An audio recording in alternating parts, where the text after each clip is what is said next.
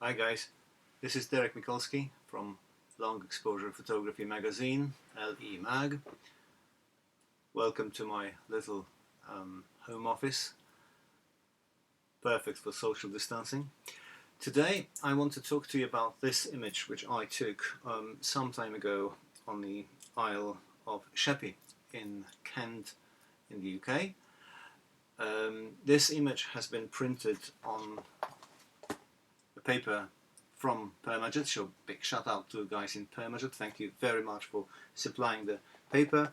It's been printed in A2 format on Permajet Museum Heritage paper, and let me go to the website and just see what they say about it. That what they say is that this is the most popular textured fine art paper for them in the UK, and has an outstanding textured display of lovely rough wave with random undulation, has an excellent D-max and print sharpness, makes this unbeatable for most of your printed needs. It's a matte paper, and what I can say, I've printed a number of images on this paper now, and pretty much all they say on their website is true. I definitely recommend using, or at least trying to use, this paper. It's a lovely piece of work, and I'm sure myself to be continuing using this paper. And definitely all my pictures for the first exhibition, which I'm hoping to be able to put up in this summer, will be printed on Permajet papers. So as I said, this is an image from my portfolio. It's called All My War is Done, and it comes from a series of images that I took under the same title. So All My War is Done, and I found it very apt. I was looking for a number of sort of strong points, selecting the images to be put in this series, and obviously something had to do with war, something had to do with decline, but something that had to do as well with hope. Now, what we see is an old pillbox that actually, as the land, as the cliff was eroded, slid to the sea, and now sits I don't know, 10-15 meters from the shore. When it's when the tide is tide, it looks pretty much like this is surrounded by water. The image has been processed only in Lightroom. There's no photoshopping here, and there wasn't much processing either.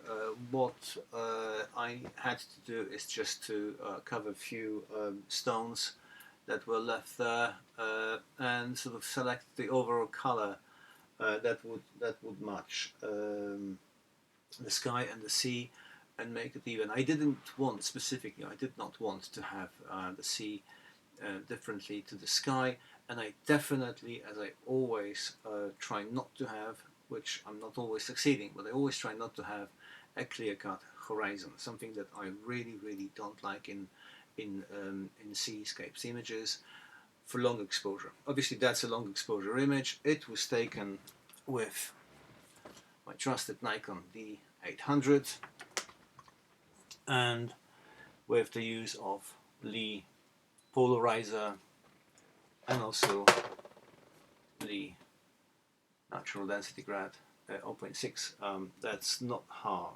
that's sort of medium hard. And then it was printed on a Canon printer, as I said before, on Permajet Museum Heritage 310 paper. This is probably, well, this is one of, if not the most important image for me from all my portfolio.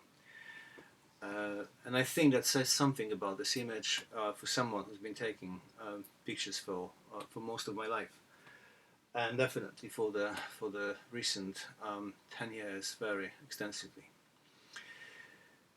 Those who attended any of my club lectures or club talks or read my articles in the magazine, they know that on my blog, for that matter, they know that I very often refer to photography as a form of art, equal on par with other forms of art, and that is the key here, because obviously you could ask what it means, but basically what it means for me is that it shows it's not only the play of life um, here, but and definitely not only the play of light, but it has a direct relation to the artist, which in this case would be myself.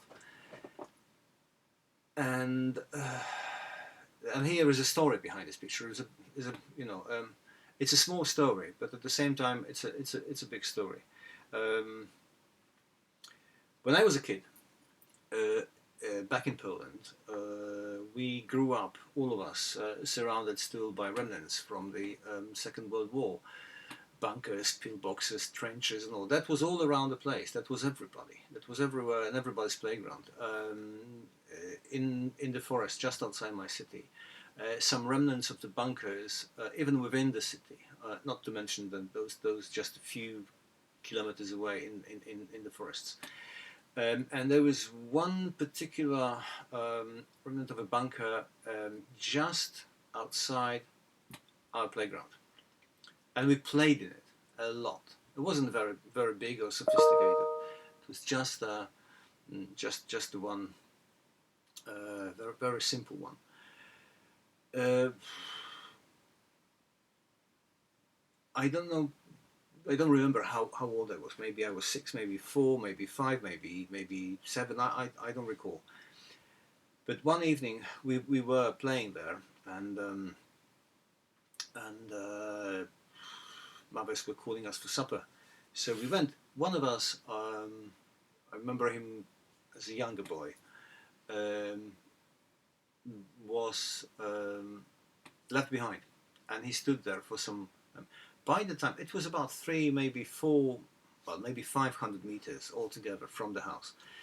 By the time we reached the house, he managed, being still in the bunker, which was very very small place, maybe, you know, I don't know, 3 by 3, 3 by 4 meters, all in all. He managed to find and detonate a grenade there, which obviously blew him to pieces, and he died instantly. Um, so that was a very strange, sudden, painful transgression from playground to the war, and the fact that it was say 30 years after the war, mm, yeah, makes it um, even stranger thing to think of. At the same time, during those years, what we still had in Poland in schools was like once a week they would have gathered all of us, the whole school, like 1,200 kids or so, into one massive hall, and then a party guy would come and talk about rubbish. Really, we all knew it's rubbish. We all knew it's utter, lies and made up stories, and nobody believed the word he said. But everybody said quiet, because obviously back then, if you said something, that would put your parents in jeopardy.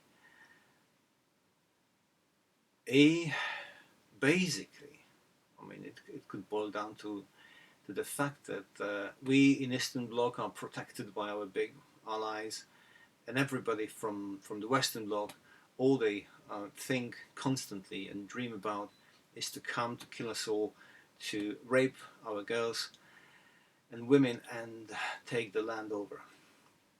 If you are a kid, there is very little you can do to disprove it. I'm sure you know the expression, get them young. And that's what they're trying to do with us. Luckily, we all had our parents who would have said, well, that's not true, that's, the world is full of the world is full of good people, the world is full of decent people, and you should not believe that. At the same time, they obviously told us not to say anything against those guys, against what they said to us and everything. Anyway, that's the sort of scenario, political scenario, if you will, I grew up in.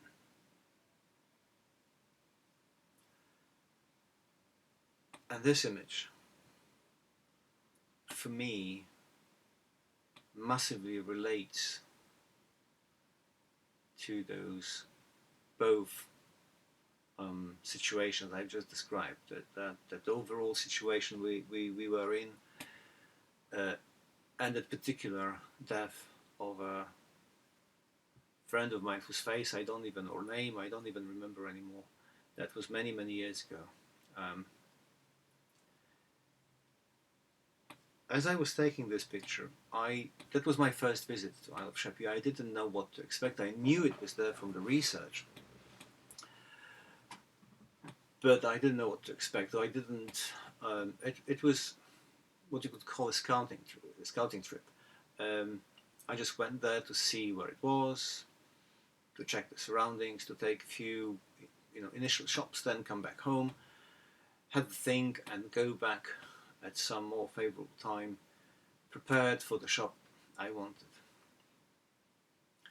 It just turned out that there was enough, the tide was high enough for me to be happy with the picture. And as I was fiddling with settings and f-stops and time and filters and everything, I think I used also Lee 10 stop filter, but I might have used 15, I don't remember now, and that's not really the point. But then I saw that little cloud, very wispy, very sort of delicate, full of light, but at the same time barely visible. And I just need to wait maybe 3, maybe 4 minutes for it to move from the shore and be positioned just above the pillbox. And for me, that juxtaposition of the hard and the soft, the human-made and nature, something that has to do with violence and something that has to do with just being it, being a cloud, doing their own, being a cloud, basically, being natural, not aggressive. For me, this image is about hope, basically about hope. That's how I read it. That's how I wanted this image to be, and that's how I look at it. I don't know if that is for any of the viewer. It's transparent, but that's my reading of this image. I haven't been there since, so that was about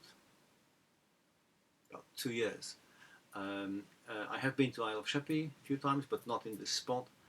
I plan to go there maybe sunrise, summertime. It's not that far, and hoping to get some completely different image.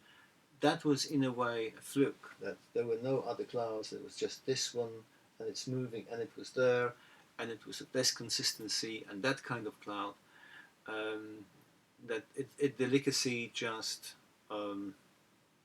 it's delicate, it just grabbed me and compelled me to take this image, process it that way, and retain it, and then obviously then print it. Yes, so this is the end of the first episode of Talking Pictures with me. I thought that for the first one it would be good to talk about my own picture rather than someone else's, but I will be inviting photographers I respect a lot to this series, and hopefully printing their images and discussing what I like with them and why we very often publish them in the magazine. So once again, big shout out to Permajet for their help and providing the paper. It's absolutely fantastic paper. Go for it, guys. And I'll see you next time. Stay safe.